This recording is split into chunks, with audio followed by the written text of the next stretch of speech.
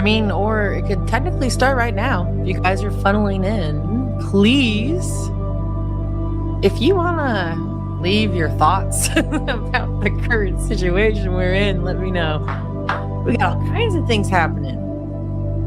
All kinds of fun, crazy, terrible, wild things. Honestly, I'm like no guru, but I feel like things are really speeding up.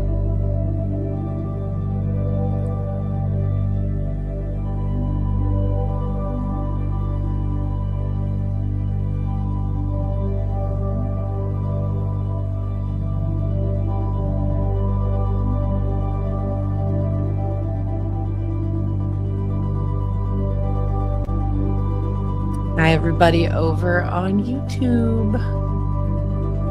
This is going to be all over the place. There is no order. It's just that the news is blowing up in every angle.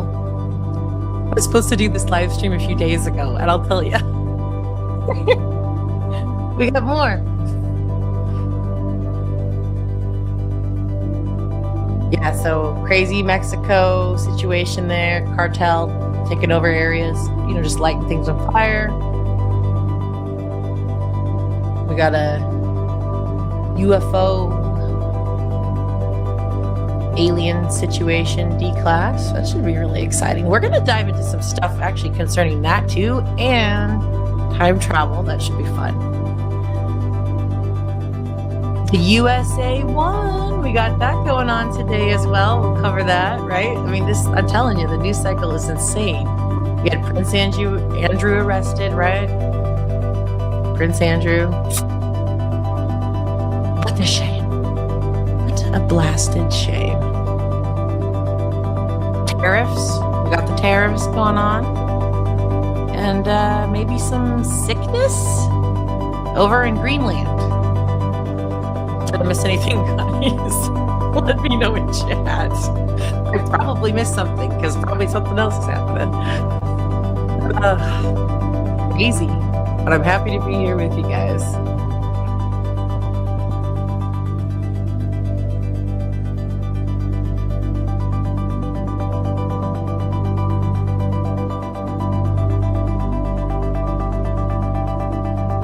I think I saw some people over on X. Hold on. Hold on.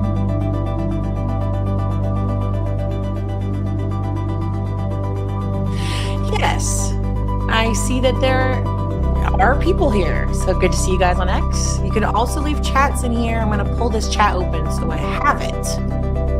Pop out chat. Thank goodness. If you chat to me, I should see it.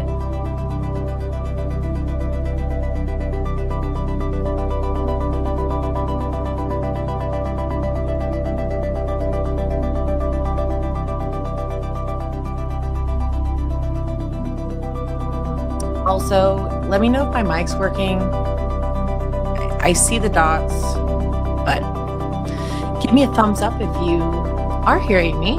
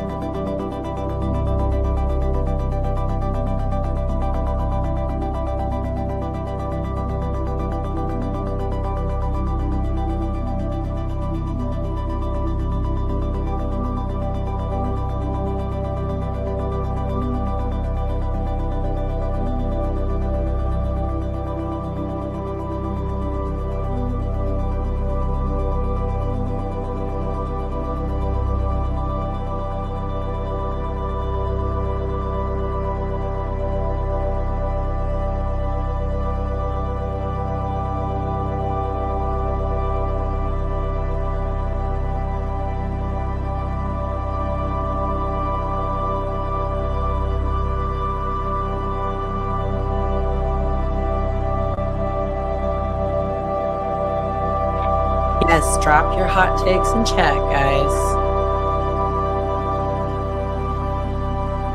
What you thinking?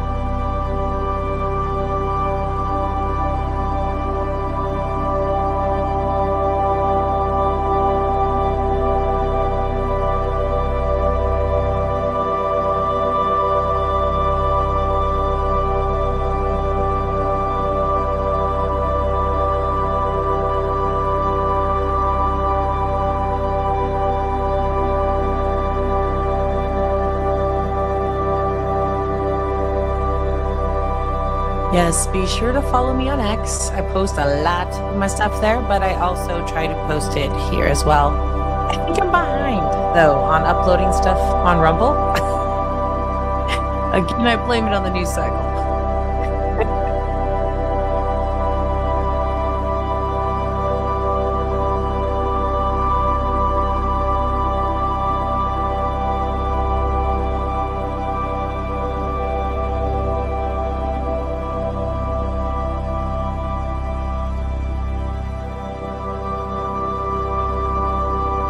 Oh, good to see you. I see Booth of Eternity.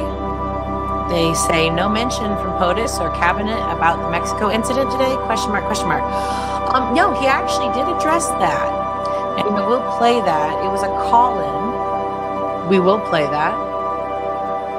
Yeah, we're going to cover all kinds of stuff, all kinds of things and all kinds of stuff. And if you guys have links too, like, hey, Abby, did you see this? Just throw it in chat. We'll pull it up. We'll check it out. We're going to figure out things together. This is a very impromptu show because I'm just going to be gathering things as they come in. I do already have a bunch of tabs open. We're going to have fun.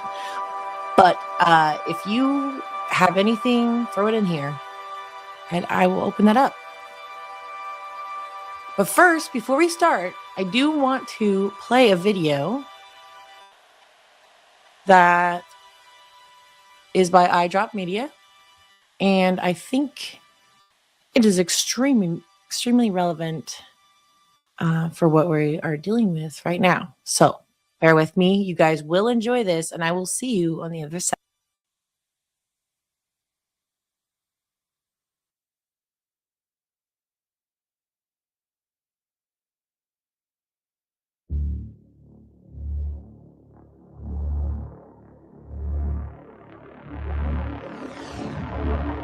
We're moving from dark to light.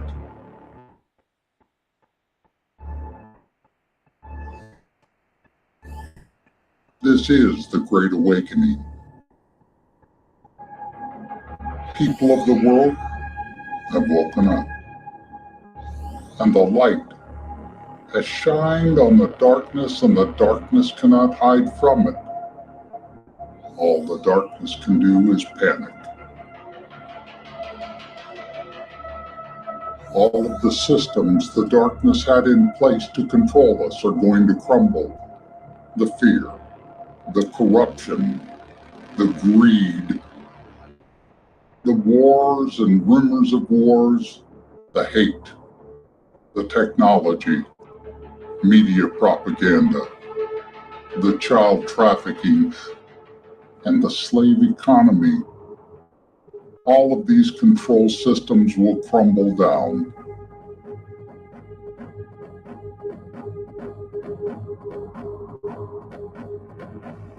The darkness will collapse in only a few countries at first, but other countries will soon follow. We will unite against the dark.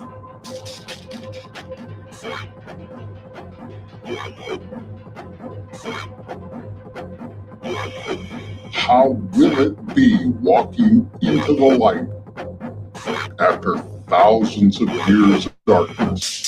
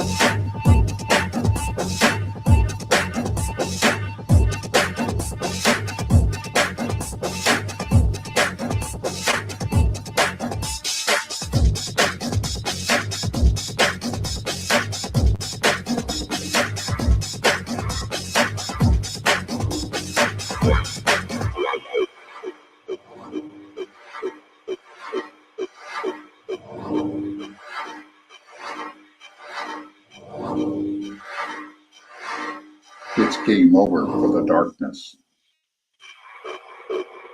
Are you ready for the light? Welcome to the new Earth.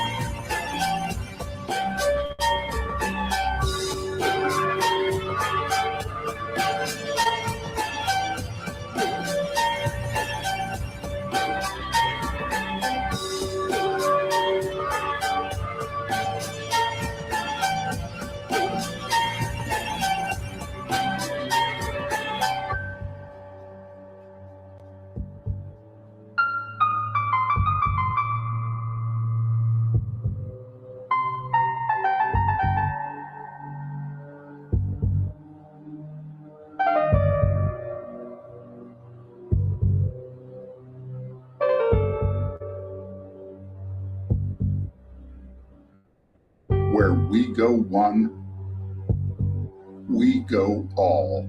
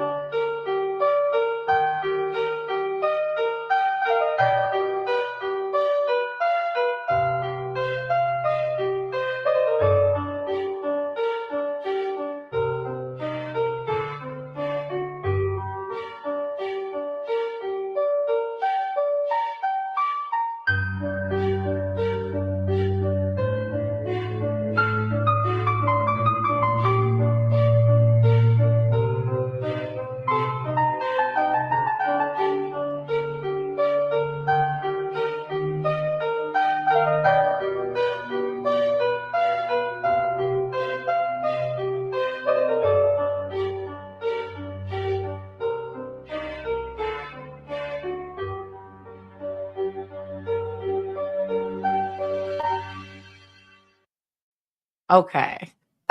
Let me know if you guys can hear me. So I had to play that because that And hat tip to iDrop Media.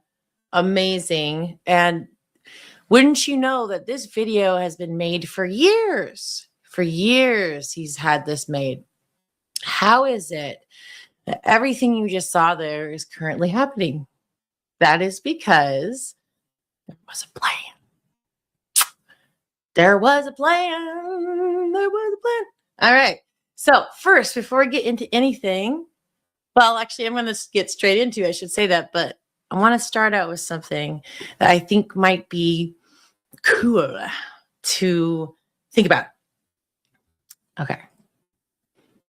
So it's a quote, and I don't know who did the quote, but it's really cool. So it says, "There are days approaching where so much will transpire that morning and evening will seem as though they are months apart." And then it says, "Hang on to the railings." But what I really liked about this is it says, "There are days approaching that so much will transpire that morning and evening will seem as though they are months apart." And I've had that meme saved for a while. And then I went back to my memes and I was like, this one seems like now. But I have a feeling it's going to get even faster. So now in that video, you did see how the one way that the global cabal, the Illuminati, the 13 bloodlines, how they fight back is through warfare, but they do it through warfare with organizations, paid rioters or protesters, or in this case right now. And okay, again, when I do this stream, these are just my opinions, okay? So nobody run with anything. So what is that called? A disclaimer. Disclaimer. Okay. And guys, I see you in there. I'm going to say hi to you in a minute. But we're going to go straight to what's happening right now. And so, share this. Oh, why is it not coming on? Okay, there we go. So I pieced together, this is like 5 minutes long. I did it on my phone real quick. I basically downloaded the videos I could find at the moment, at the time, around this whole thing that was happening in Mexico, and pieced it together and then just put it in here. So we'll watch the video. But I'm sorry about my pronunciations with Spanish words. El Mencho, I hope I'm saying that right, Mencho, longtime leader of the Jalisco New Generation Cartel, CJNJ, was killed, and now all hell is breaking out across multiple states, such as, oh, and maybe the J is like, is it like a huh or something? I just don't know, guys. I live in Alaska. There's no Mexican people here usually at all, so it's like I never was around it. Jalisco, Michoacan, Calma. Okay, there's these different places, including their airports in Puerto Rico, Vallarta, and Guadalajara. Suspended classes and public events in some areas, and emergency shelter in place advisories from the U.S. Embassy. And I did track that, and that is true. And other governments for citizens in impacted regions. And certain people were saying, shelter in place, get in the tourist areas. They were telling the tourists to stay in their hotels. They were clearing people off the beaches. And in the end of this video, I found a man that is there and reporting on that. So we're going to just play this, and then I'll come back and say hi to you guys. So this was all stuff that was gathered like a few hours ago. It's pretty fresh. And then I'll be tracking the web for any more breaking events as I'm live, because obviously everything's popping off. So let's see some on the ground coverage I was able to gather. Also, there is fake videos out. Well, they're not really fake. They're videos from, let's say, 2023 or 2022, different riots, different events in Mexico, but don't fall for those because people are reposting them. So I hope most of these ones I put in here are accurate, are fake. Call me out, or, from the wrong time. But most of these I double checked.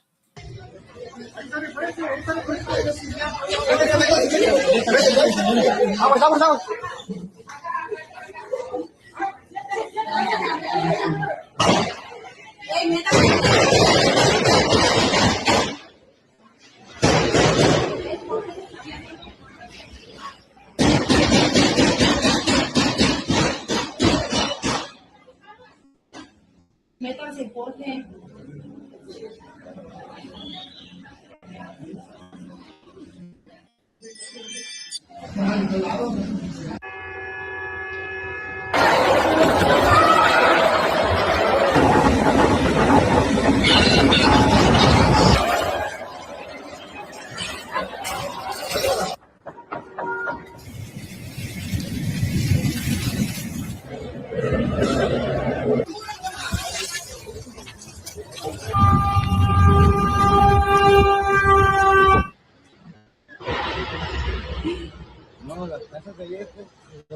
¿Cómo andas, Gabriel? Aquí andamos ir en Europa, no, oiga, ya aquí andamos encargados. This is out of Mexico. Look at this. This is where the U.S. State Department has now issued a travel advisory for multiple regions all across that country after the deadly takedown of their cartel leader, a cartel leader there. Today, the Mexican military killed the leader of the Jalisco New Generation cartel known as El Mencho. And according to the U.S. DEA, the cartel is one of the most powerful and ruthless organizations in Mexico.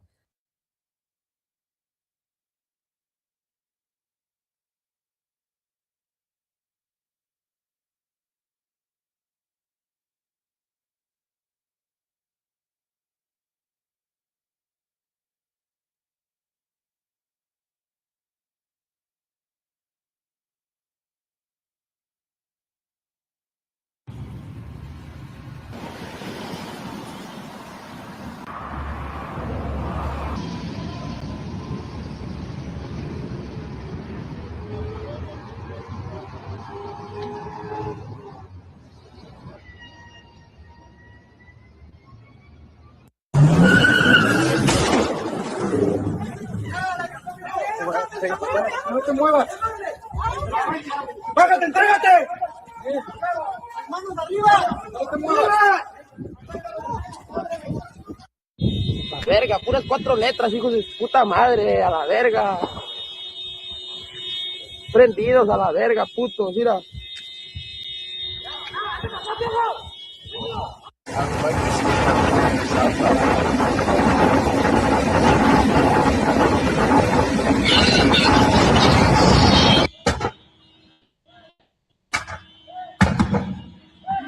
No mames.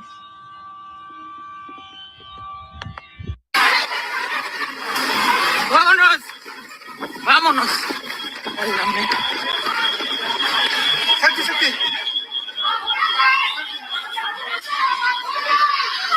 So everybody is being told to leave the area right now here on the beach.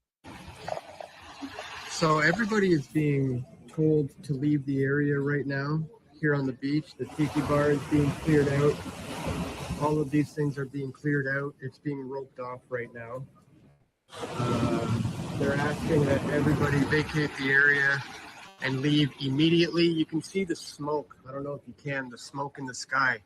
But we were just walking on the beach and we saw smoke everywhere. And we're being informed that there's major cartel violence happening right now all over Puerto Vallarta. Apparently, they've captured a top-ranking cartel member, and when that happens, all-out war happens. A number of cars have been set on fire, motorcycles set on fire. In fact, there were some attendees of Anarchapulco who were in a taxi cab. Taxi drivers are apparently targeted by the cartel. They were they had their car shot at. The taxi driver was murdered, and the car was set on fire. All of their luggage has been burnt, including their clothes and passports, in fact. So it's a pretty scary, dire situation right now. We're being told, do not go out at all. Do not walk in the streets. Do not get in a taxi or an Uber. Do not go to the airport. In fact, the entire airport may be shut down right now because of this cartel violence. I mean, we heard Trump mentioning a while back that he's going to go after the cartel in Mexico. Is this the beginning of that? Are we witnessing it live? I don't know, but everybody here has just been instructed to leave the area immediately. The entire beach here is Quémalo, quémalo. A la verga, todo, todo. Échale de todo. Okay, so that's what I gathered. I didn't edit that part. That's so funny. So that's just some of the stuff. There's a lot more that's happening. Share this. I can leave the volume down for a minute here. Or let's see. A feel of what's going on now. It's still pretty calm out there. There's 2 very hours few ago. fires. Just things are smoldering. In the southern end of the city, it looks like there is a fire up in the hills. Not sure what that is. Smaller one smoldering for the last couple of hours in Old Town and a few up north of us. I don't want to say near the marina, but just maybe in the Cinco area. And then it seems like a few or several are in the PTL area. Anyways, that's the current update as of 5:30 p.m. here. Hopefully everybody's safe. Stay well. Let me show you something that makes me. Okay, so I think that's pretty much all that one was helicopters going by. But okay, so that's like all happening, right? But there's a ton of other stuff happening. There was a shooting that happened at Mar-a-Lago, and I think it was a Mar-a-Lago. This isn't live. They have it on a loop, but I'm just gonna play it for a minute so you can catch up on that. I forgot. Like that was happening after I was already read up my thing to go live. So I think how it goes is there was a security guard at Mar-a-Lago and a guy was going past the zone. They told him to stop and maybe he had a gun and they shot him or something. So I'm just going to play this for a minute, see what they're saying. He was just inside the inner perimeter, yes. Okay, yeah. All right. Was anyone involved wearing body cameras? Pardon me? Was anyone wearing body cameras? Yes, we always do. Or any words? Only words that we said to him was drop the items, which means the gas can and the shotgun. Oh, there you go. Gas can down and point the shotgun at the officers. Oh, I don't know. How many shots were fired? Don't know that either yet. It's part of the investigation. Okay, folks, our rules before we get going. I'm going to give you all the information that I can. Okay, here's the repeat. We're going to watch it, okay, guys? Because I didn't watch it. The other two gentlemen with me will give you a brief statement also.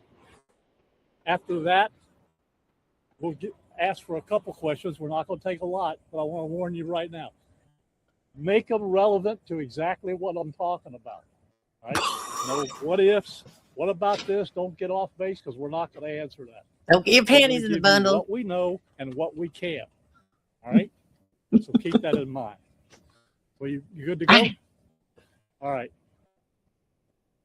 My name's Rick Bradshaw. I'm the sheriff in Palm Beach County. I have with me from the FBI, Special Agent in Charge Brett Skiles, Special Agent in Charge Rafael Barrios from the Secret Service. Also, I have Resident Agent in Charge David Clancy. At 1:30 this morning, the security detail detected that a individual had made his way into the inner perimeter of Mar-a-Lago. A deputy and 2 Secret Service agents on the detail went to that area to investigate. They confronted a white male that was carrying a gas can and a shotgun. He was ordered to drop those 2 pieces of equipment that he had with him, at which time he put down the gas can, raised the shotgun to a shooting position. At that point in time, the deputy and the 2 Secret Service agents fired their weapons and neutralized the threat. He is deceased at the scene. Damn. I'll give you a picture of the shotgun and the gas can to have with you. Okay, hold on. Let's see if we can. I can't fast forward. Investigation continues. The FBI is the lead investigation agency on this case, and we will be assisting them in whatever manner they would like. And they will be responsible for answering any other questions at an appropriate time. Okay. Well, in general, because I don't want to waste too much time on this because there's so much. But in general, right? It looks like some guy, and this is all happening all at once. That's the thing I want everybody to pay attention to, because this is something else that I want you guys to do is like look for patterns. If you know somebody's playbook, right? Games. Actually, we should just go to that, man. Let's go USA. Everything's all happening at once. And that includes, where do I have it? I have so many tabs. Okay. One of ours in the US versus Canada. I call it hockey. I don't know. What do they call it? Anyways, this is going to play it gets all the angles. I was just starting to watch this and of the winning goal. And this is super exciting. Here's McDavid moving in on Jack Hughes. Tries to slow him down. Puck flies up behind the net. And it's Werenski. Now Jack Hughes puts it around the car. United States with numbers. Walk across it comes. Jack Hughes wins it. The golden goal for the United States. For the first time Dang, since the 1980 bro. miracle, the United States takes the gold. Jack Hughes beating Jordan Bennington. Okay, so that's happening, right? Our Winter Olympics. So that's something cool, and we won. And then the White House put out like this meme that shows an eagle like landing on a goose, Canadian goose. And I forgot what it said. Something like we can win in the game and we can win in basically real life battles or whatever. It was epic. I'll probably come across that here in a little bit. But so that's something that happened, right? That's pretty freaking awesome. And okay, I have so many places to jump around, guys. Okay, just bear with me one moment. One moment. Okay, so that's the Mexico tab. Okay, so let me close this. Okay, we'll play this. Actually, what am I playing, you guys? Hold on. My bad. Let me remove that for a minute. All right, I got so many tabs open. All right, let me say hi to you guys first. And we're going to kind of... Okay, you know the intro video that I played that was by iDrop Media and how it was saying, okay, then the world's going to find out the truth about everything, right? The world's going to find out the truth about the satanic pedophile rings. They're going to find out that quite a bit of our wars, World War I, World War II, and all of these things, okay, were false flags, or they started them. Doesn't mean that there weren't innocent lives of all the soldiers on all sides of the wars. That's the game they play. They're a bunch of sick psychos, and they like to just weed us out of existence. But that's the whole idea of what Trump is. Now, there's a lot of people, I don't know if you guys have noticed, maybe you have, and hold on. I thought I had it open. Okay, sorry. There's a lot of people that are turning on Trump right now, and that's not just a coincidence. And I found what I was looking for. Okay.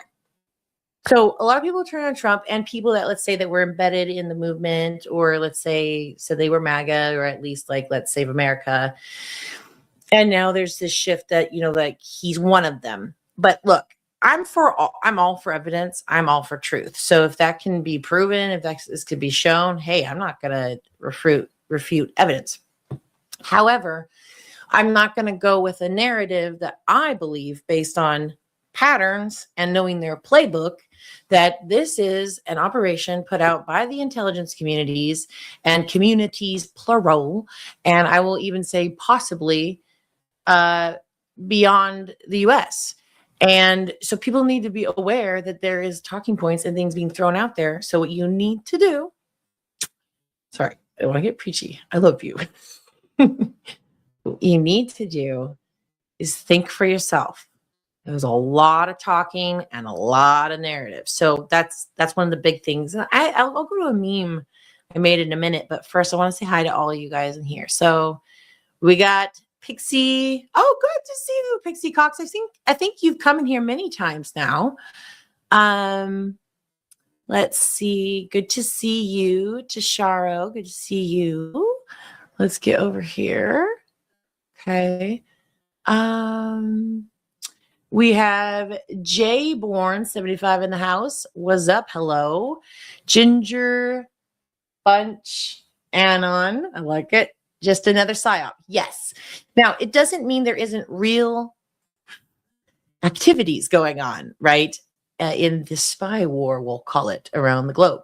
There is real activities. In fact, we're all part of it, if we know it or not.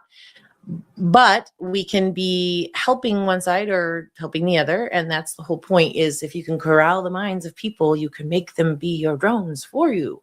And so we're going to fight that. We're fighting that on this stream, and all you guys here, wonderful people as well. Okay. So that being said, let me go to this. Share screen. And I don't know why I keep on getting blurry.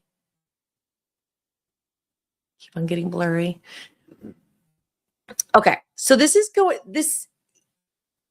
you know how that video I played again went through all of these things that are going to be revealed, stuff about the 2020 stolen elections, stuff about COVID-19 being used as a bioweapon. And maybe what I believe is that the virus, the COVID-19 virus, was really just like the flu. They may have messed with it a little bit, but it was the flu, because if you go check out the yearly flu for that time, during COVID, there was no flu. But there was a bunch of COVID patients, right? You know, so that's the problem, reaction, and solution. They're like, how do we get this into people's arms? How do we get people to take this gene editing thing? Oh, let's scare the shit out of them. So they put it, you know, it's terrible, right? But the video said we're going to be getting the truth about that. The reveal. Bill Gates, psychopath, one of them, right? It's all coming out. Pedophiles, human trafficking, cannibalism, vampires. It's real. It's all coming out. Okay. Now, that being said, a while ago, there was this thing called the Secret Covenant, which was a paper that was passed around on the internet. I don't know when it originated. And I believe it originally didn't have the signature John D. Rockefeller on it, supposedly. Now, this is going by anything I can find, and Snopes took over that like crazy. And so, you know, Snopes is totally the arm of the propaganda war. But the document says things that are so on point. So I want to play this woman here reading it. Now, I wrote everybody before they get their panties in the bundle, because all the online community says this is fake, this is false, this has been proven it's fake and false. Okay, I did track it down to more than likely maybe it's fake and false, but the words are very important regardless. And now, with that being said, I wrote, before you get your panties in a bundle and discredit what this young woman is reading, let me first enlighten you with some facts, because I want to give you guys some real facts, which makes this become maybe possible. In 1952, John D. Rockefeller III, grandson of the oil tycoon John D. Rockefeller, founded the Population Council. Okay.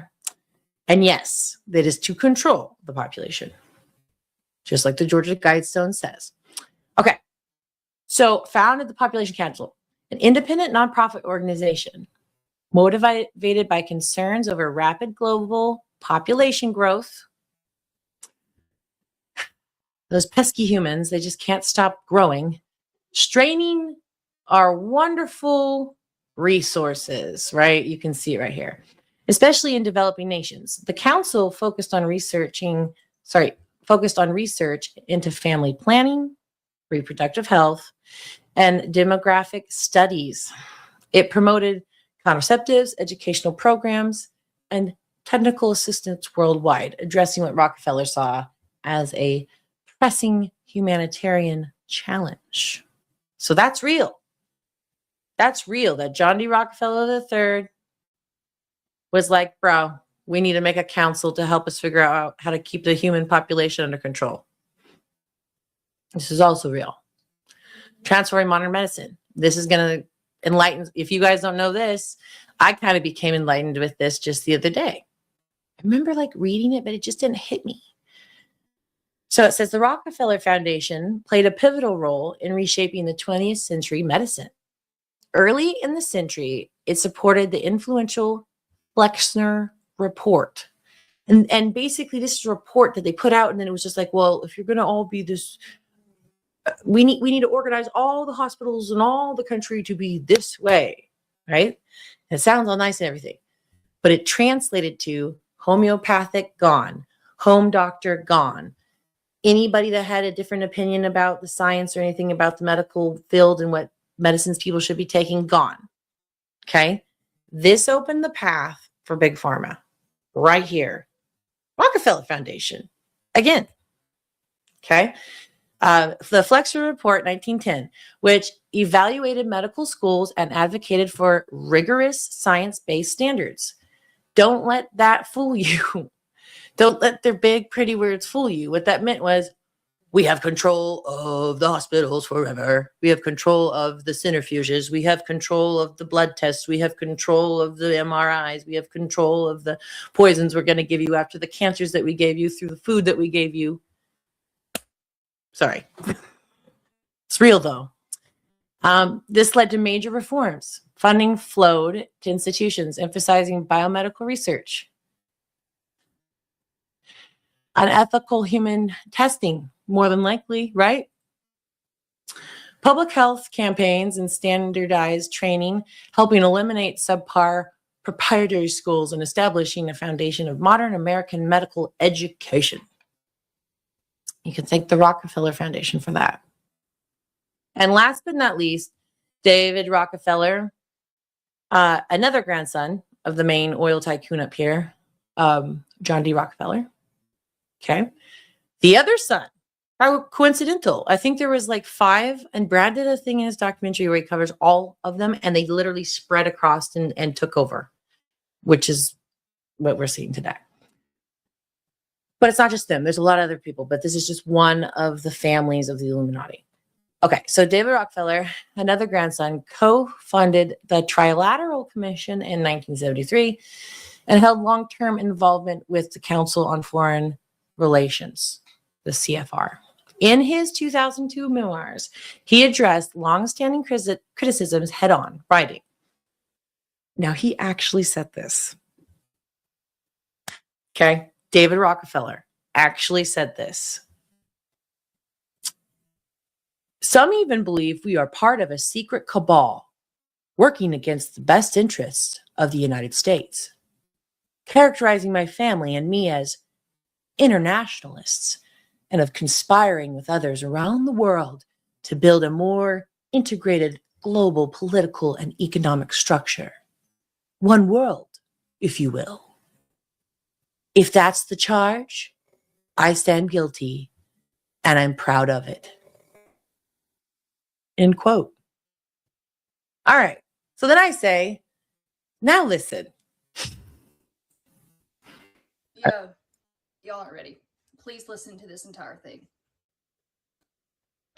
Masonic Creed by John D. Rockefeller, 1880. The Secret Covenant. Empire of Illusion. An illusion it will be, so large, so vast, it will escape their perception. Those who will see it will be thought of as insane. We will create separate fronts to prevent them from seeing the connection between us. We will behave as if we are not connected to keep the illusion alive. Our goal will be to accomplish one drop at a time so no one ever brings suspicion upon us. This will also prevent them from seeing the changes as they occur. We will always stand above the relative field of experience, for we know the secrets of the absolute. We will work together always and remain bound by blood and secrecy. Death will come to he who speaks. All right, this is when I really need y'all to pay attention, please. We will keep their lifespan short and their minds weak while pretending to do the opposite. We will use our knowledge of science and technology in subtle ways so they will never see what is happening. We will use soft metals, aging accelerators, and sedatives in the food and the water, also in the air. They will be blanketed by poison everywhere they turn. The soft metals will cause them to lose their minds. We will promise to find a cure for many of the fronts that we've created, yet we will feed them more poison. The poisons will be absorbed through their skin and mouths. They will destroy their minds and reproductive systems. For all this, their children will be born dead. It's so emotional because this is really happening. While we conceal this information, the poisons will be hidden in everything that surrounds them. And what they eat, drink, breathe, and wear. We must be ingenious in dispensing these poisons, for they can see far. We will teach them that the poisons are good, with fun images and musical tones.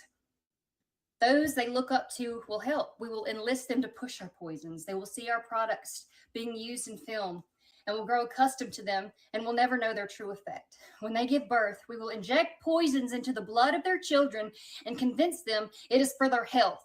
We will start early on when their minds are young.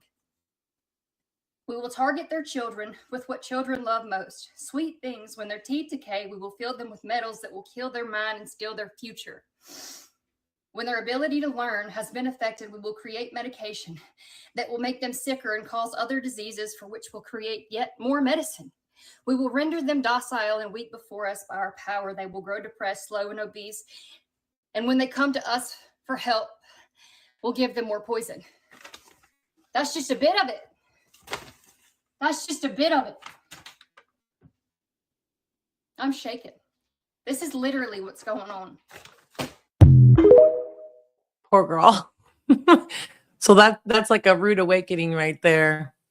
So even if this isn't true, what she read, and even if it wasn't by John D. Rockefeller, do you see how it maybe could have been? Right? So it's kind of the concept of that. So yeah, these people are sick, man. These people are so sick. And that is what we are fighting against. Okay. Now we're going to jump to something fun. Okay, all right. Aliens. So let's go to Trump's. Where does he say he's going to declassify alien? I'm scrolling his timeline. Share this instead. Let's see, one day ago. When did he say that? Sorry, I'm just trying to find it so I'm like authentic. I wasn't fully prepared. Dang, Trump, how much do you post, bro? No, I love it. I post like crazy too. Okay. Oh, that happened. So did it happen right after? Here it is. Here it is. Because I knew I was like close. Okay, so this is what Trump said. Now we're going to go into the alien / technology / time travel / stuff. It's going to be really fun. In fact, we're going to play parts of Brad's video. And dude, I might just play quite a bit of it because it's just so good, right? You guys can let me know in chat because it's just the content is great. And of course, he always makes sure to track down all the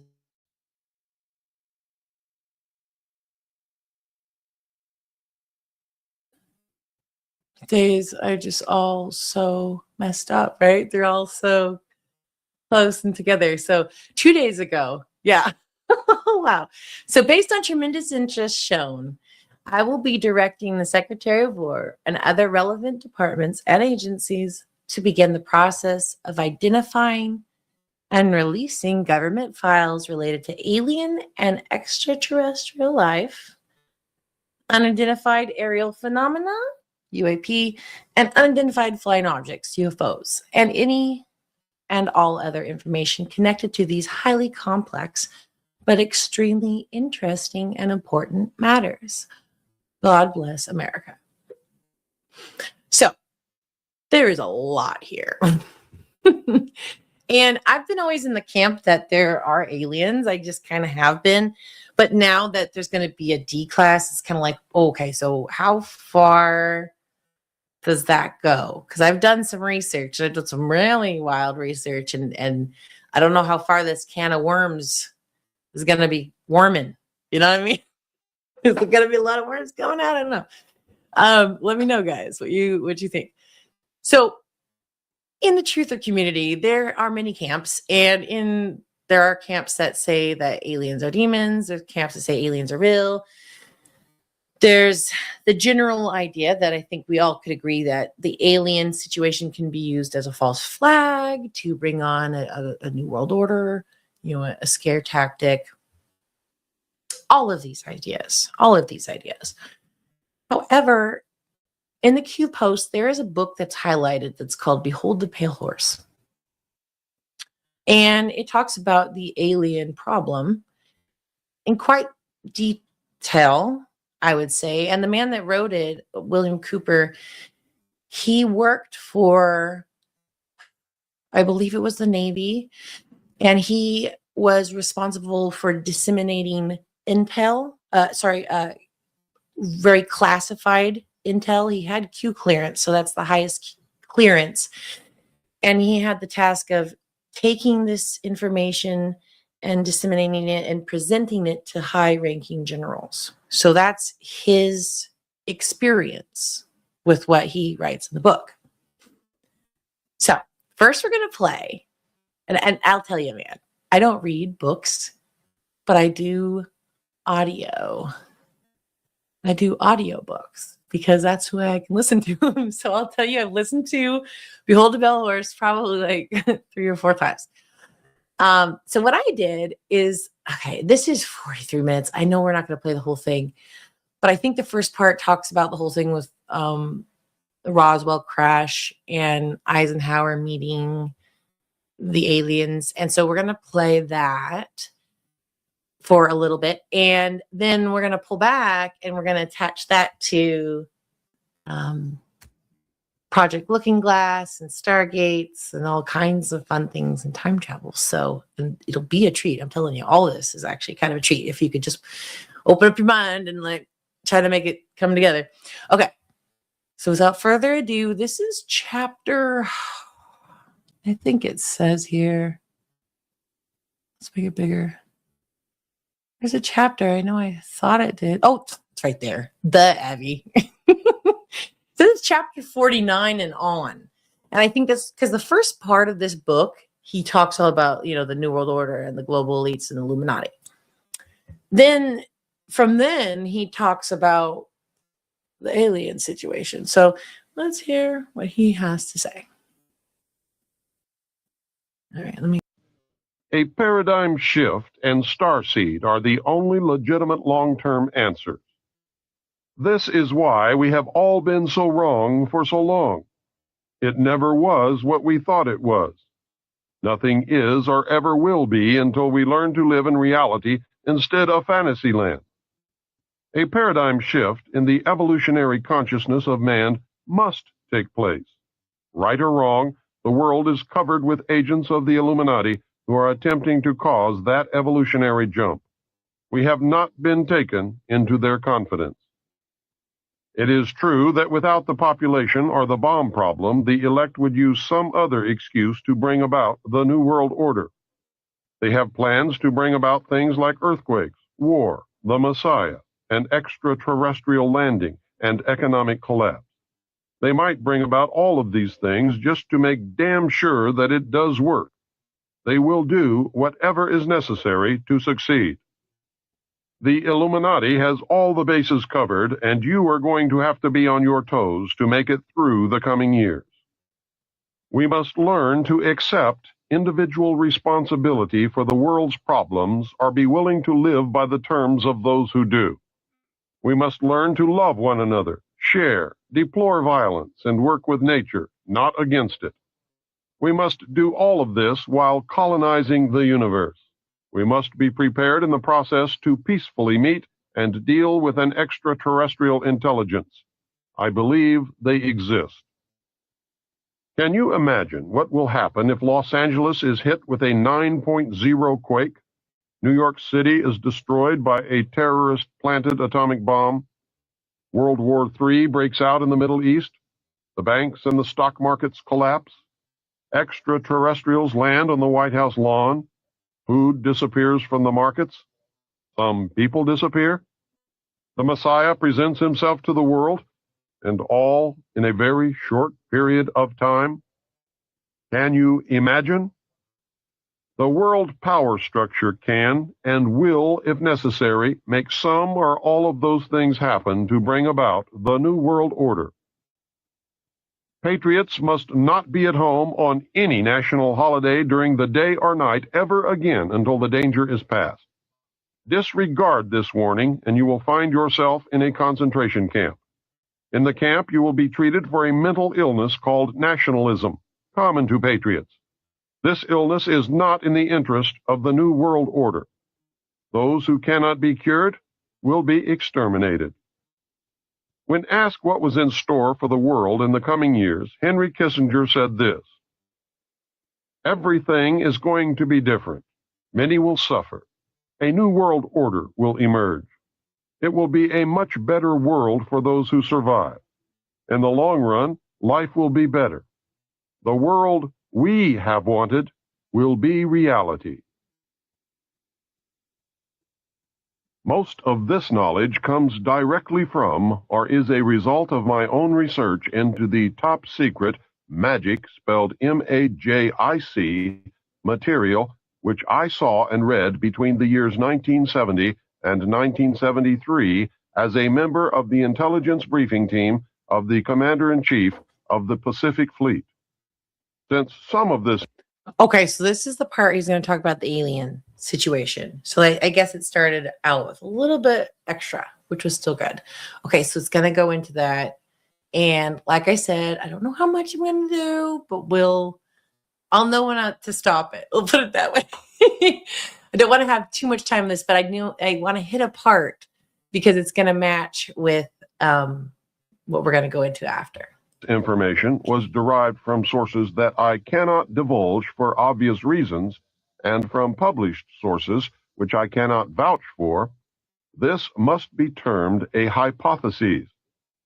I firmly believe that if aliens are real, this is the true nature of the beast. It is the only scenario that has been able to bind all the diverse elements. It is the only scenario that answers all the questions and places the various fundamental mysteries in an arena that makes sense. It is the only explanation which shows the chronology of events and demonstrates that the chronologies, when assembled, match perfectly. The bulk of this I believe to be true if the material that I viewed in the Navy is authentic. During the years following World War II, the government of the United States was confronted with a series of events which were to change beyond prediction its future, and with it the future of humanity. These events were so incredible that they defied belief. A stunned President Truman and his top military commanders found themselves virtually impotent after having just won the most devastating and costly war in history. The United States had developed, used, and was the only nation on Earth in possession of the atomic bomb. This new weapon had the potential to destroy any enemy, and even the Earth itself. At that time, the United States had the best economy, the most advanced technology, the highest standard of living, exerted the most influence, and fielded the largest and most powerful military forces in history.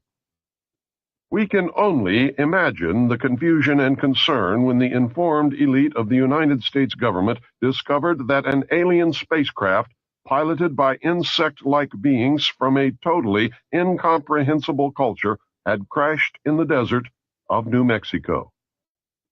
Between January 1947 and December 1952, at least 16 crashed or downed alien craft, 65 alien bodies, and 1 live alien were recovered.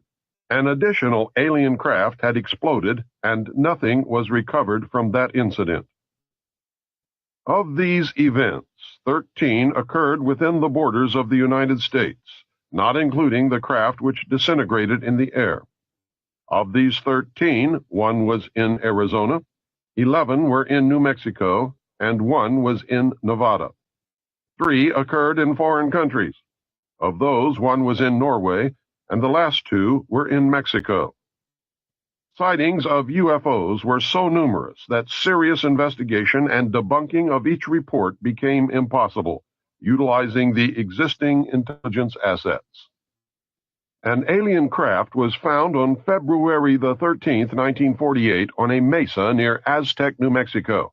Another craft was located on March 25th, 1948, in White Sands Proving Ground. It was 100 feet in diameter. A total of 17 alien bodies were recovered from those two craft. Of even greater significance was the discovery of a large number of human body parts stored within both of these vehicles. A demon had reared its head, and paranoia quickly took hold of everyone then in the know.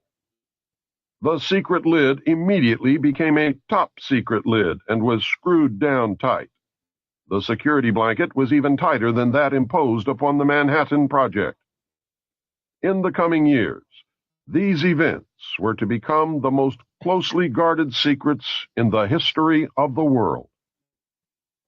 A special group of America's top scientists were organized under the name Project Sign in December 1947 to study the phenomenon. The whole nasty business was contained. Project Sign evolved into Project Grudge in December 1948. A low-level collection and disinformation project named Blue Book was formed under Grudge.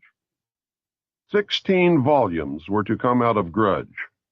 Blue teams were put together to recover the crashed discs and dead or live aliens.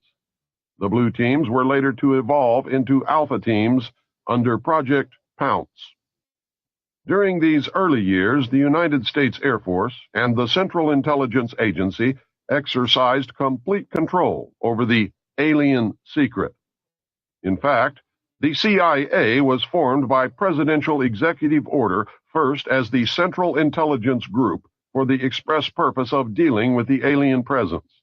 Later, the National Security Act was passed, establishing it as the Central Intelligence Agency. The National Security Council was established to oversee the intelligence community and especially the alien endeavor. A series of National Security Council memos and executive orders removed the CIA from the sole task of gathering foreign intelligence and slowly but thoroughly legalized direct action in the form of covert activities at home and abroad. On December 9, 1947, Truman approved issuance of NSC-4, entitled Coordination of Foreign Intelligence Information Measures, at the urging of Secretaries Marshall, Forrestal, Patterson, and the Director of the State Department's Policy Planning Staff, George Kennan. The Foreign and Military Intelligence Book 1, final report of the Select Committee to study governmental operations with respect to intelligence activities, United States Senate 94th Congress, second session, report number 94-755, April 26, 1976, page 49, states. This directive empowered the Secretary of State to coordinate overseas information activities designed to counter communism. A top-secret annex to NSC-4, NSC-4 Alpha, instructed the Director of Central Intelligence to undertake covert psychological activities in pursuit of the aims set forth in NSC-4. The initial authority given the CIA for covert operations under NSC-4 Alpha did not establish formal procedures for either coordinating or approving these operations. It simply directed the DCI to undertake covert actions and to ensure, through liaison with state and defense, that the resulting operations were consistent with American policy. Later, NSC 10/1 and NSC 10/2 were to supersede NSC 4 and NSC 4 Alpha and expanded the covert abilities even further. These actions established a buffer between the President and the information. It was intended that this buffer serve as a means for the President to deny knowledge if leaks divulged the true state of affairs. This buffer was used in later years for the purpose of effectively isolating succeeding presidents from any knowledge of the alien presence other than what the secret government and the intelligence community wanted them to know. Secretary of Defense James Forrestal objected to the secrecy. He was a very idealistic and religious man. He believed that the public should be told. James Forrestal was also one of the first known abductees. when he began to talk to leaders of the opposition party and leaders of the Congress about the alien problem, he was asked to resign by Truman.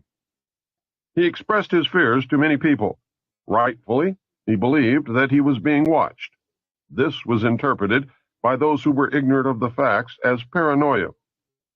Forrestal later was said to have suffered a mental breakdown. He was ordered to the mental ward of Bethesda Naval Hospital. In spite of the fact that the administration had no authority to have him committed, the order was carried out. In fact, it was feared that Forrestal would begin to talk again. He had to be isolated and discredited. His family and friends were denied permission to visit. Finally, on May 21, 1949, Forrestal's brother made a fateful decision. He notified authorities that he intended to remove James from Bethesda on May 22nd. Sometime in the early morning of May 22, 1949, agents of the Central Intelligence Agency tied a sheet around James Forrestal's neck, fastened the other end to a fixture in his room, then threw James Forrestal out the window. The sheet tore and he plummeted to his death. James Forrestal's secret diaries were confiscated by the CIA and were kept in the White House for many years. Due to public demand, the diaries were eventually rewritten and published in a sanitized version. The real diary information was later furnished by the CIA in book form. Okay, so I'm not getting to the point that I want to get to. It's like the part with Eisenhower, and it's like I can't come. Okay, so 1353 is where we're at. Let me write that down. You guys remember it.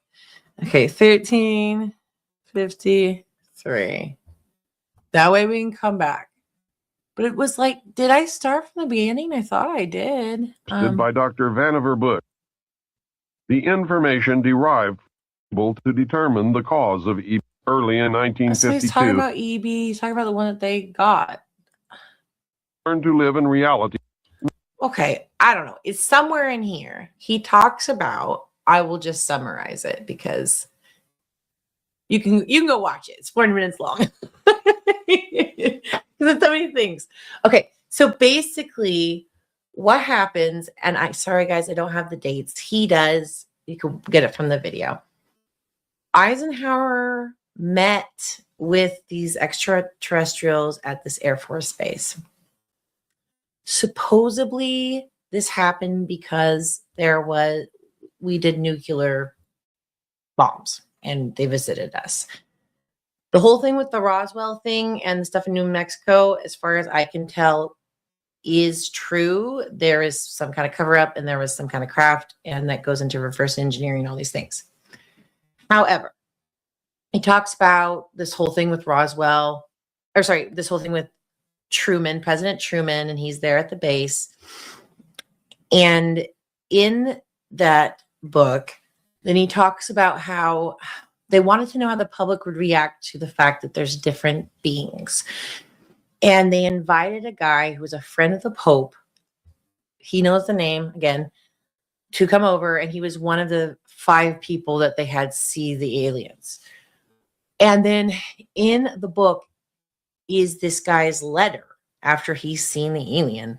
And he basically goes, seeing this has shaken my faith. And like, basically like, it makes me like, maybe not even believe in, I don't think he says believe in Jesus, but it's shaking his faith. And it would cause people worldwide to stop being in the church and all this stuff, whatever. So everyone's like, okay, public can't know about it. So he does cover that. So that being said, we're going to jump over. Okay. And there's all kinds of stuff going on. Okay. Let me jump over here.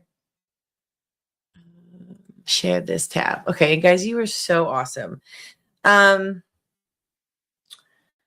everyone really think God didn't make other worlds different than us? Isn't that ego getting in the way? I like that. Yeah, it is. I know it bothers some people, the concept of it. But again, I think the way that aliens have been painted in the media and cinema might not be the way it happened. And then also there's other technologies connected to this. So yes, here's the other thing. And we're going to get to this next part. So you guys, this will be really fun. So you have this whole alien thing, right? And real or not, let's say the alien thing that we know of it as grays and coming down and abducting. Let's say that's not real. Let's just put that aside.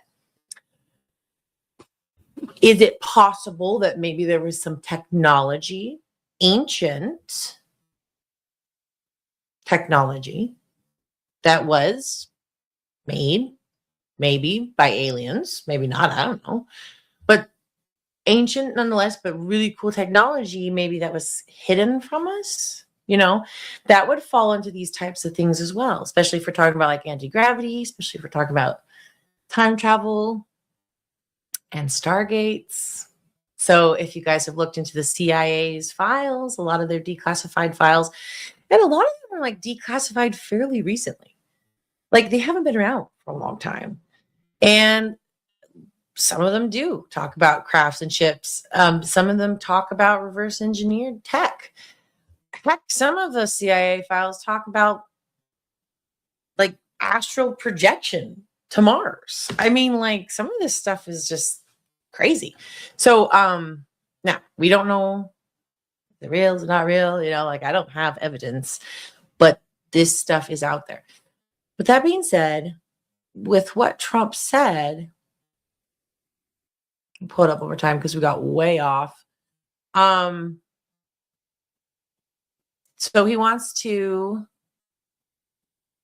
okay, so he's having Pete go through, Secretary of War and other relevant departments and agencies. Okay, so this would leach out into what William Cooper was saying, okay, because there's a lot of black projects and a lot of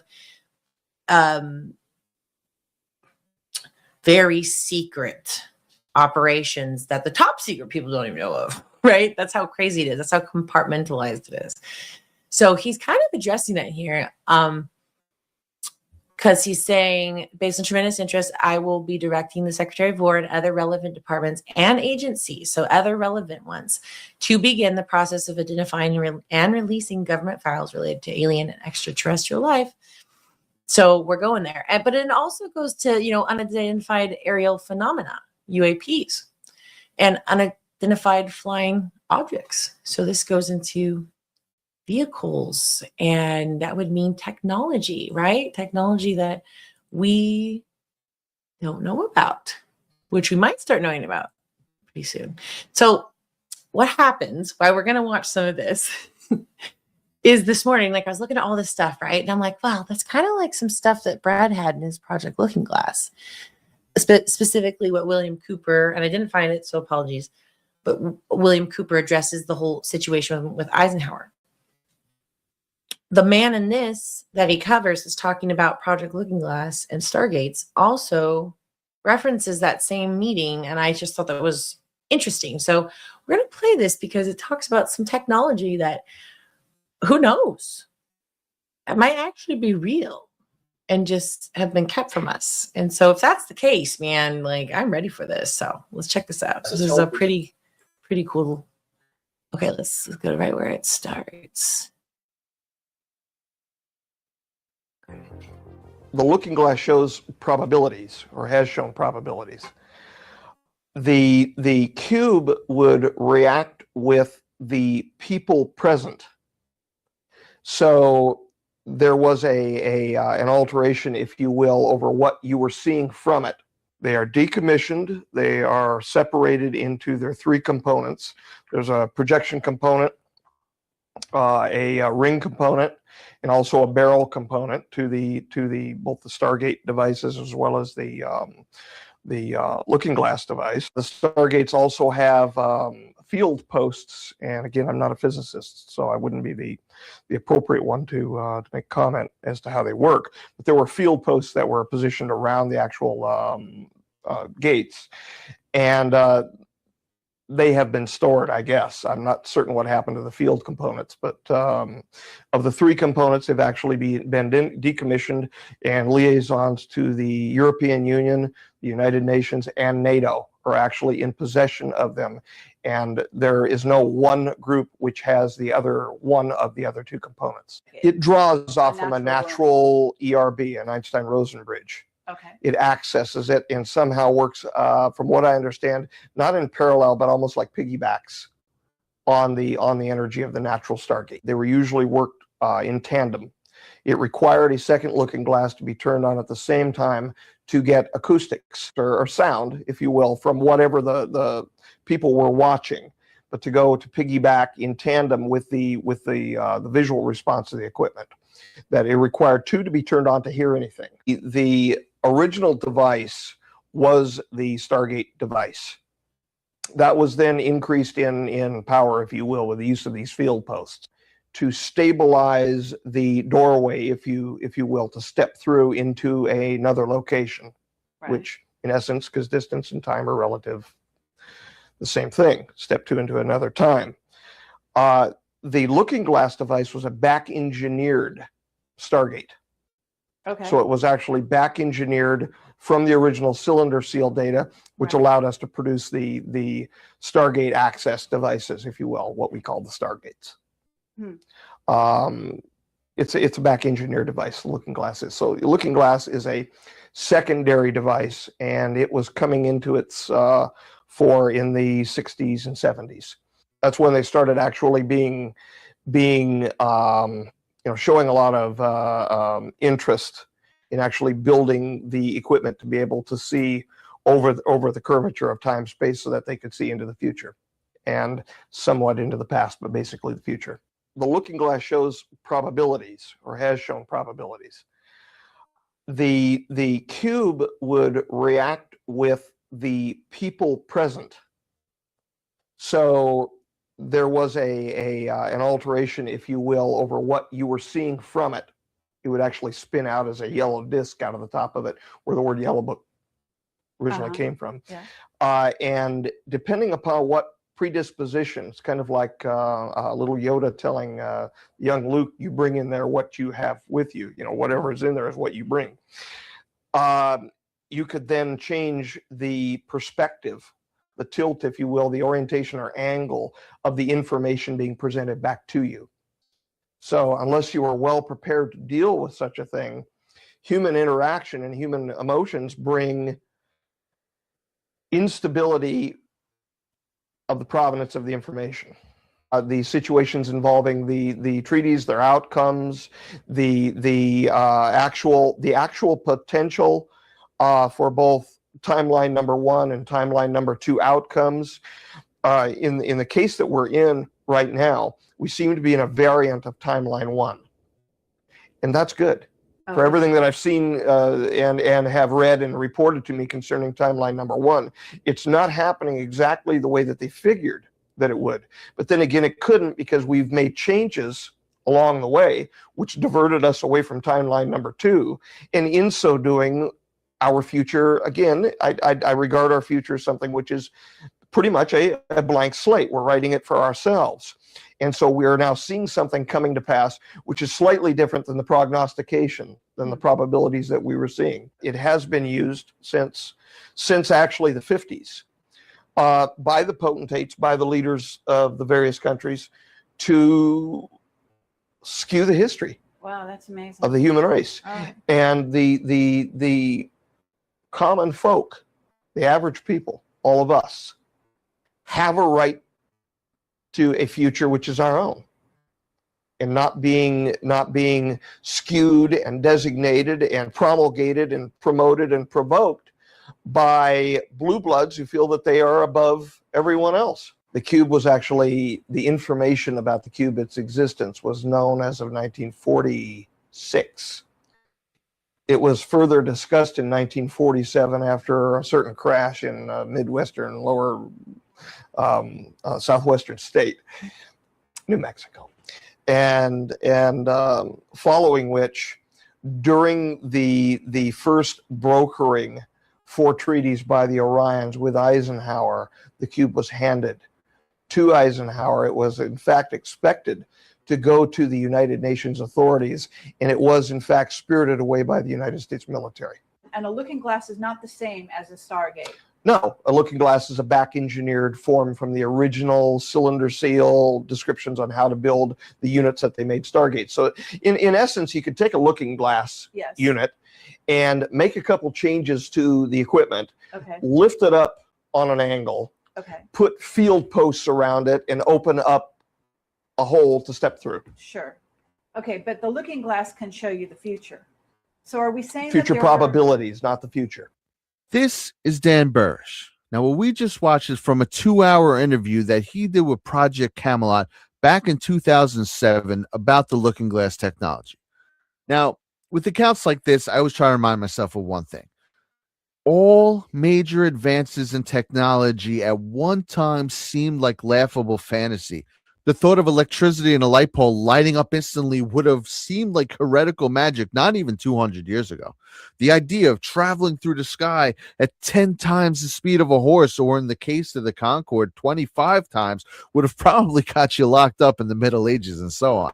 So while some of these stories, these whistleblowers telling these depositions can get a bit wild, in my opinion anyway, I don't let them distract me from the core information. So what I did here is I went through this interview and I isolated all the direct info about this tech, because no matter where these people's stories go, it does seem to me like they're all referencing the same technology, or at least variations of it.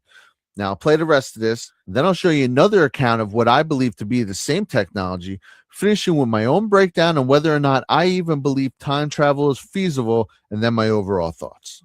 The position of the rings, their orientation, the energy running through them, position of the barrel, etc., because you can raise the barrel up on an armature inside the center of it, all come into play as if you have an onion with the various layers of the onion. As you move through the different energy levels, you also move through the different layers, so you get different bits of information. Now imagine an almost infinite number of layers overlain in comparison to the positions of the rings, and an almost infinite amount of energy that you can add or subtract, tuning it up, tuning it down.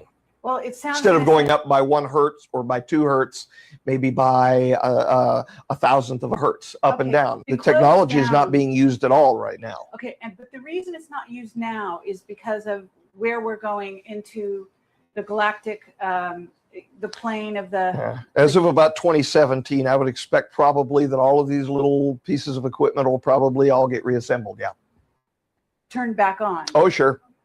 2017? That's quite a while. 2016, 2017. Oh, not until then.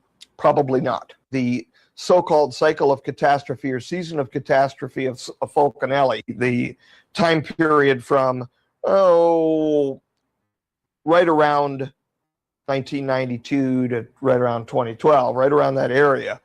While we will have passed 2012, we really ought to get through the entire cycle, which is about 1980 to about 2016, to feel confident that the interpretation from the timeline from the future about their own catastrophe is not off by a few years.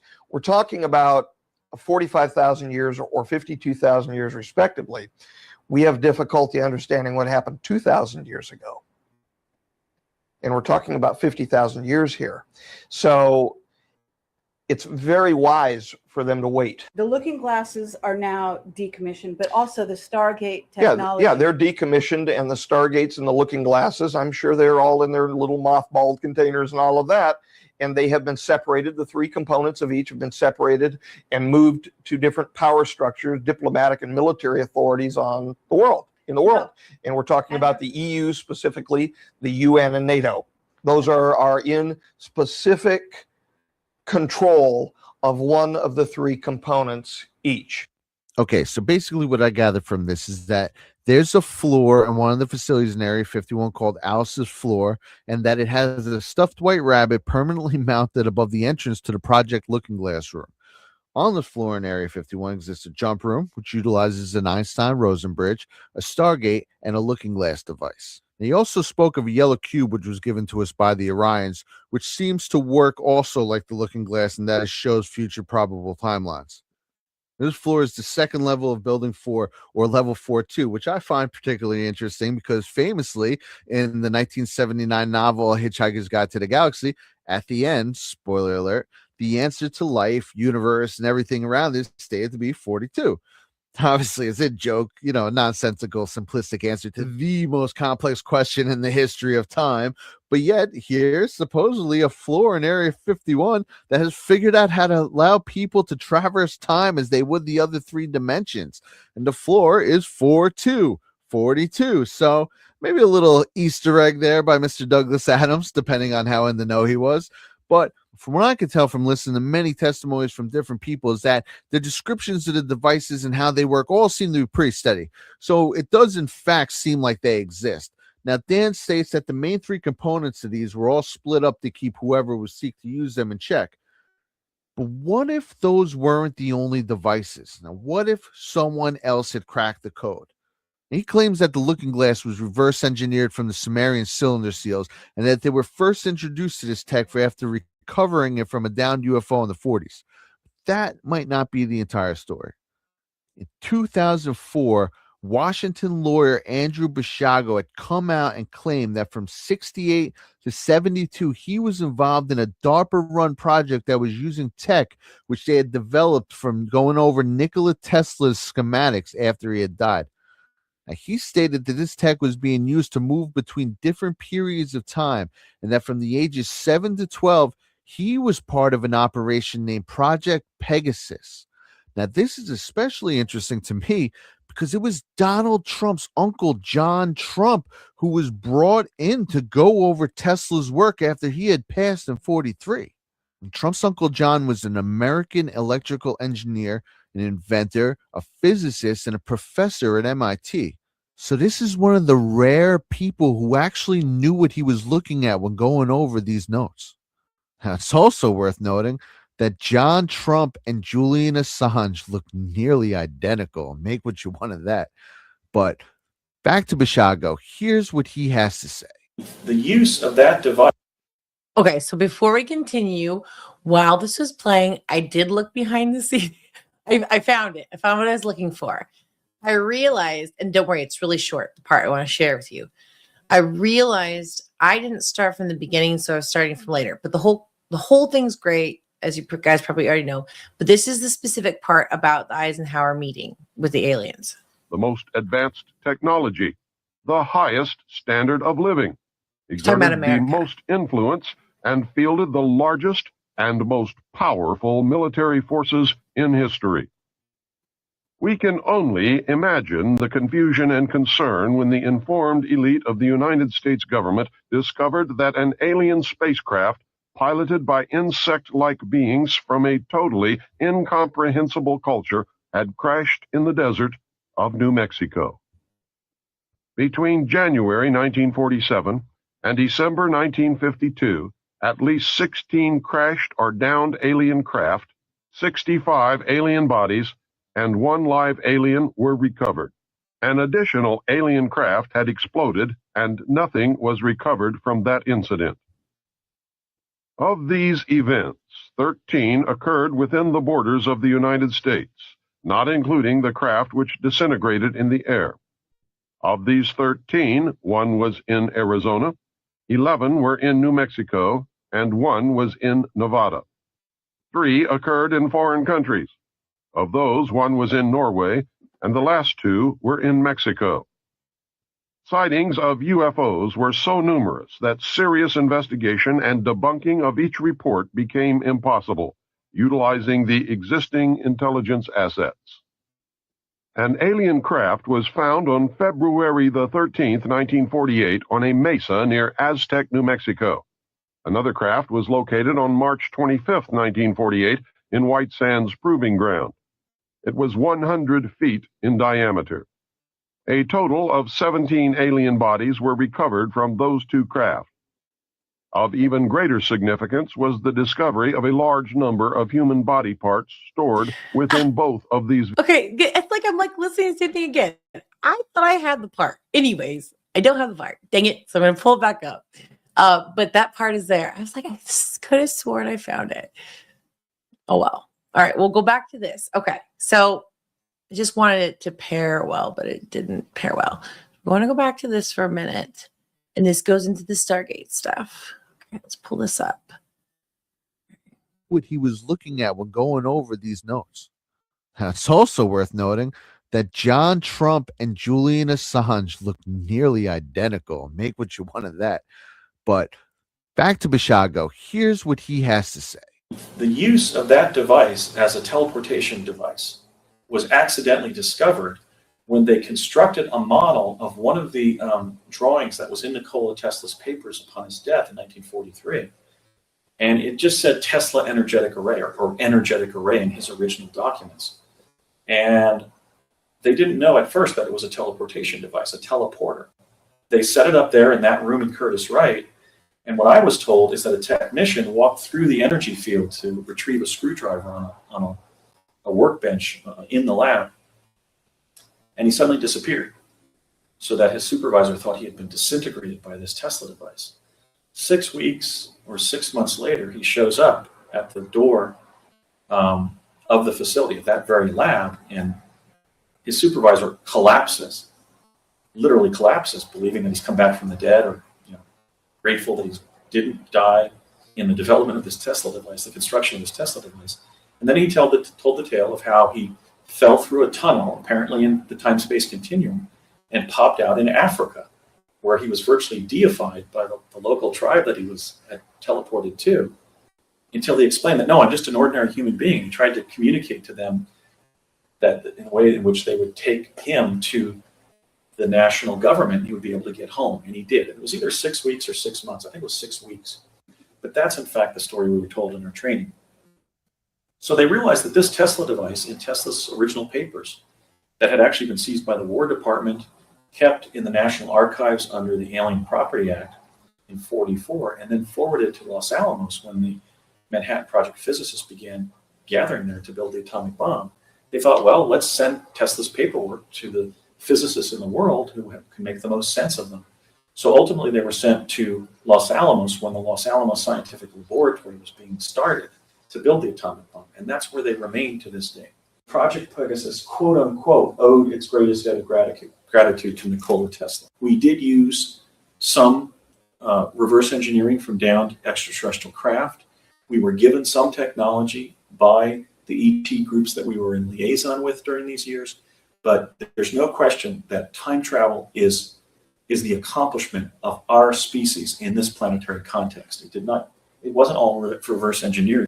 In the front of the room were two gray parenthesis-shaped objects that look sort of just like if you put your fingers on this, sort of like, closing parentheses. They were built into their bases, kind of like high-end stereo speakers. And they were about 8 feet high and about 10 feet apart on the floor of the lab there. And on the left boom, there was a technician sitting at a video console with a keyboard. And on the right side, the boom was plugged into a power outlet on the wall that was about the size of the power you would need to power a small-sized industrial piece of equipment, like an industrial lathe or drill press. And my dad had the technician turn on the device. And what I saw was essentially energy that was radiating between the two booms of the device, like water falling in a public sculpture. And then my dad had me go up towards the device, and it looked like raster on a TV set. And there were little squiggles at 3-inch intervals coming out of portals of light, sort of light lime green portals of light. So there were these bluish green squiggles that were swimming across the field of raster, kind of like tiny little tadpoles. And my dad explained that we were going to step back, and on the count of 3, he's going to hold my hand, and we were going to jump through that field of energy. So we practiced it a couple times, and then on the third try, we leapt through the field of energy, and we immediately found ourselves in a bluish-white tunnel of light, and moving forward at a very rapid rate of speed, but also in a way where you perceived that we weren't moving at all. And as my father had stated, we might get separated during the jump. And in fact, he was sort of sucked through the wall as the tunnel began to fragment or compartmentalize as we got to our destination. And as my dad had described, we would find ourselves on a hillside somewhere else in the United States. And that hillside ended up being the state capitol complex in Santa Fe, New Mexico. I was one of 140 gifted and talented American school children who were enrolled in Project Pegasus. Okay, so I'm going to stop it there. Now, this is the coolest documentary ever, and I was just starting to watch it today, and I didn't even get this far, so I'm basically going to watch the rest of this after I get off from doing this. But I want you guys to watch it if you want. It's really good, and let me share the link. Oh, hold on, let me grab this. I'm going to share the link for everybody, and let's put it in here. Hopefully everybody gets this. I've got this thing that's supposed to aggregate it to everybody. Hopefully that went in there. All right, and I hope everybody in X that's watching. Actually, let me put it here separately in the X one just in case, because I didn't see it pop up. Okay, hopefully everybody's got that link. Definitely go check it out. And oh wait, this is I understand. This is not even Brad's video. Scratch that. I grabbed the wrong one. It's so funny. I'll DM him in just a minute and I will get his. Although you can go there, but it would be cool if you got it from his. So that was funny. That's my bad. All right. So now this is funny. This was a meme Brad put together just the other day, and I absolutely love it. I went ahead and I watched this movie, and I was kind of mind blown by it. So, but this was kind of the meme we came up with to make, which is super funny. You think I'm crazy? Huh? Is that what he told you? Well, listen up. There is a storm coming like nothing you have ever seen, and not a one of you is prepared for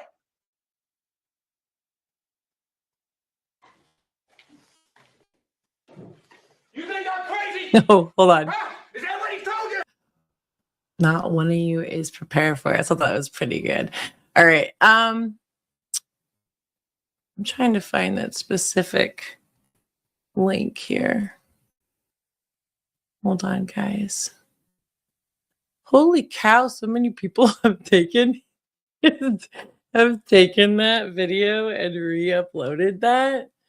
Okay, let's see if I can find it in his stuff. Videos. Let's share this tab instead so you guys can see his plays. I think it's in playlists. I know.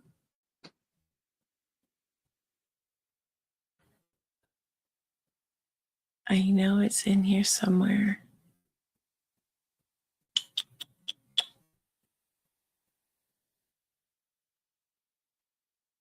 Okay, it's in here, but I don't know. Hey, babe, can you send me the link to your Project Looking Glass video?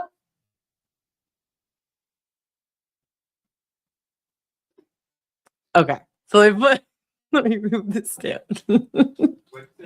I said, can you send me the link to your Project Looking Glass video? Sorry. I can't find it. I was even on your page. I'm looking at all your playlists and I can't find it. It's the documentaries, the rabbit holes.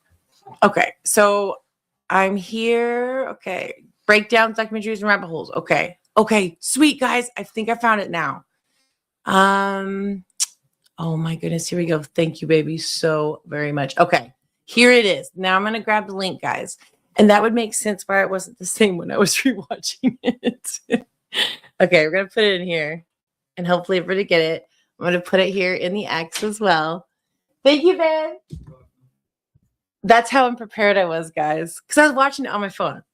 But it is such a great documentary. Definitely worth a watch. Okay, so before I leave, there's something else I want to share with you guys. So on the conversation of time travel, right? I think it was my dad that showed me this, but Brad already knew about it because he actually talked when he was on Red Pill's show a long time ago that I didn't even know about. And they talked about this kind of stuff. And I was unaware. And some of this stuff is crazy. So first of all, we're going to go to, no, we're not going to do that one. We're going to do, okay, we're going to share this tab. Okay.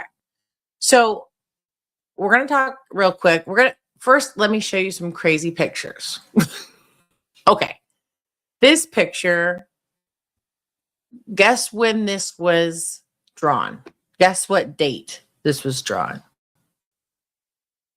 And also everybody about the alien stuff. I see everybody in there.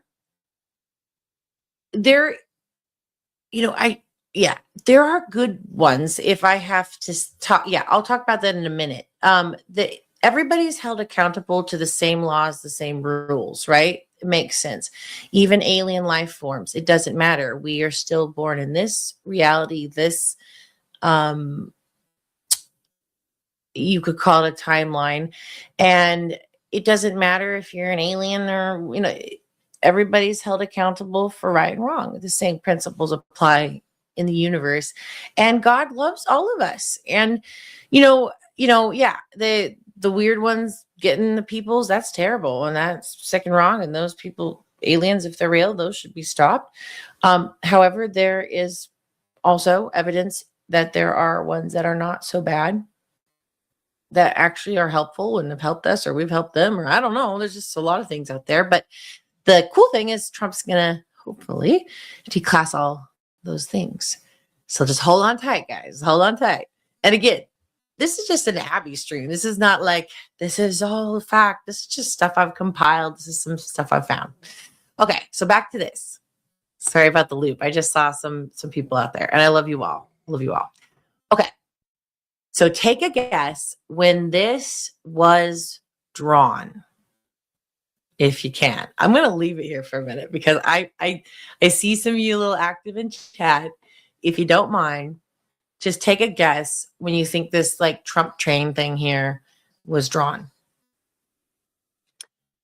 I was totally blown away. Okay. I'm going to show you another picture. Same artist. I don't know if you can see it there. It does say,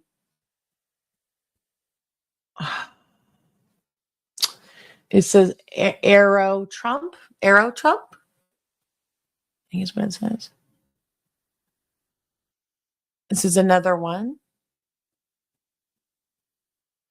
Maybe I can go to some of those images and zoom in better. Okay, Keltra totally got it. Okay, Keltra, you must have known about this. Keltra says 1883. Yeah.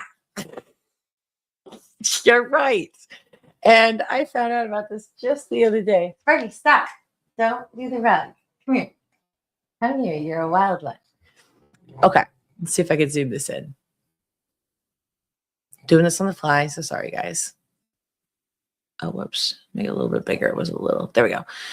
So these were drawn by a group called the Sonora Club back in the 1850s. It says here. Oh, Pixie Cox says 1500s.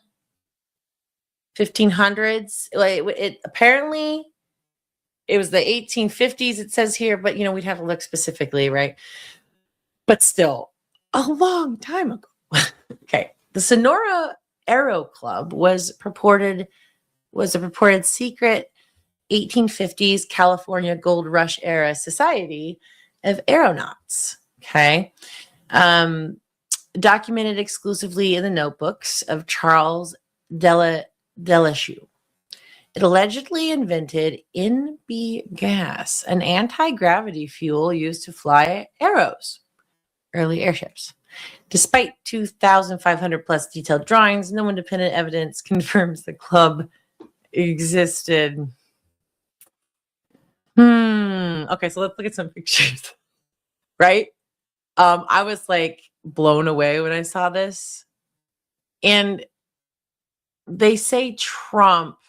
Let's do the Trump ones because there's a lot of them. They have a book of it. And yeah, there's the Trump train one. That one was close up. There's that one that's like this tower. And these are wild. So they claim they, figured out not enough memory. What does that mean? That's weird. Whoa, did you guys see that? Why did I get popped out? I'm gonna do it again. It popped me out. It said not enough memory to share this. What do you mean not enough memory? It's weird. But anyways, look at these crafts. They're just crazy. They're like these. And yes, supposedly it says that they discovered a specific gas, right? But if we're thinking of anti-gravity now, in the thought of anti-gravity, let's see. Open image, a new tab. Let's see if we can get a little closer. Okay. Can I zoom? It's not gonna let me zoom. What's up with that? Okay. Oh, well, you can see it. Yeah, what is going on here? It could be a gas.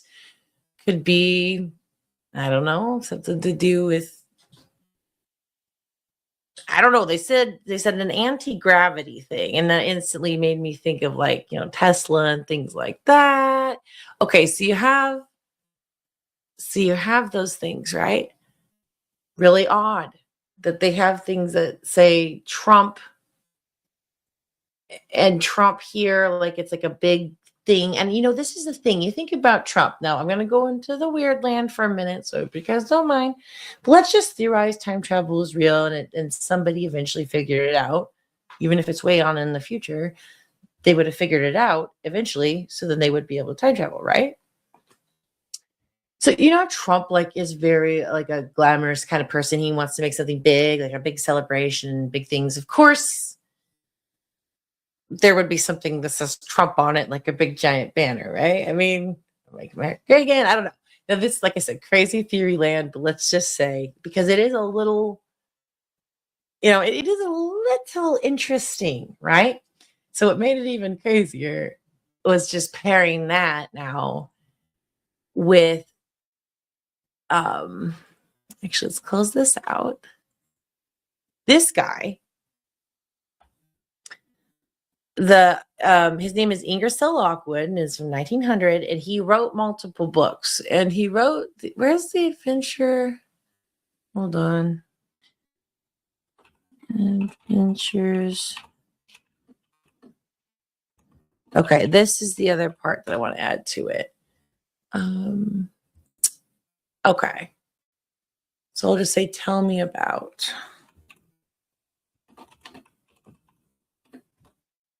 All right, guys, I'm going somewhere here.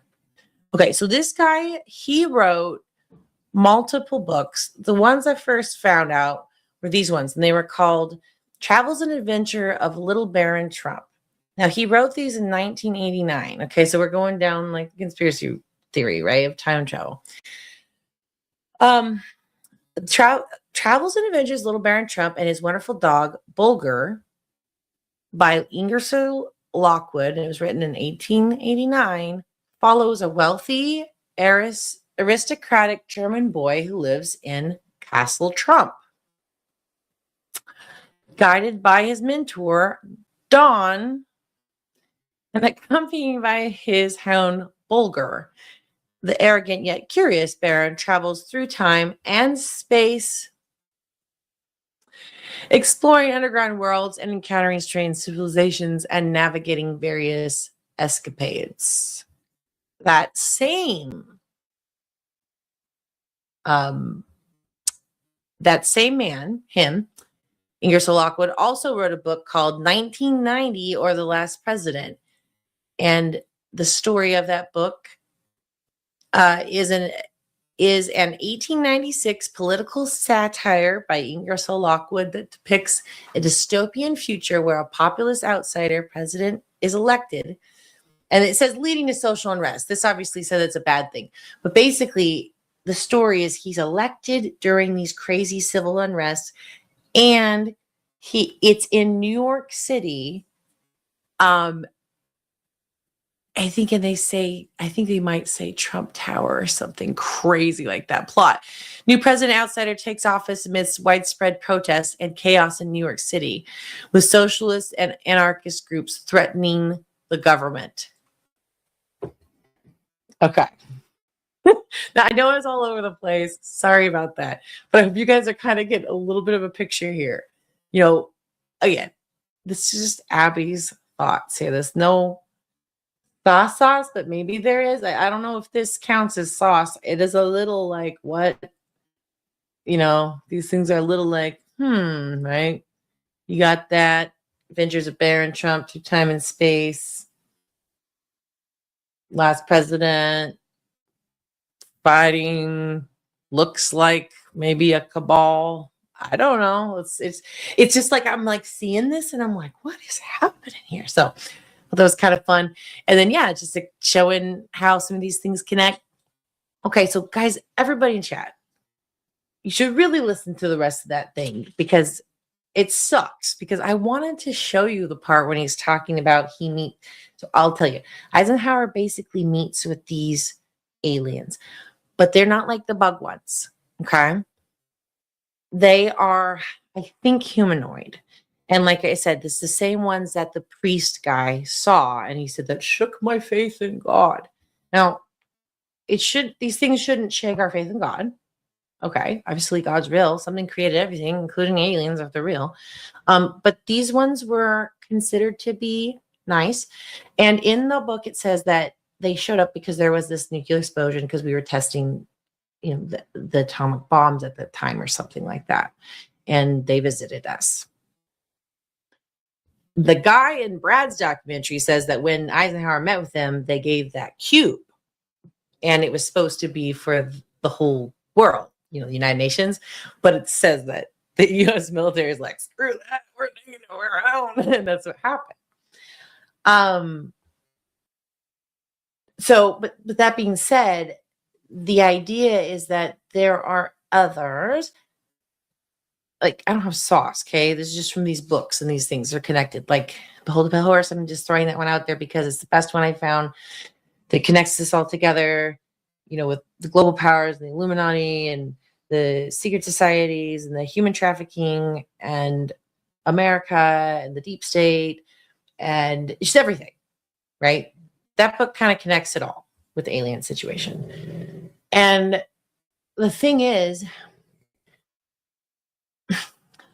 if a secret society was taking control and had control over the earth and aliens showed up, they'll be like, oh, I guess those are the ones that are ruling the earth. They're satanic pedophiles and that's crazy, but that's just kind of the situation. Not that it was that bad back then.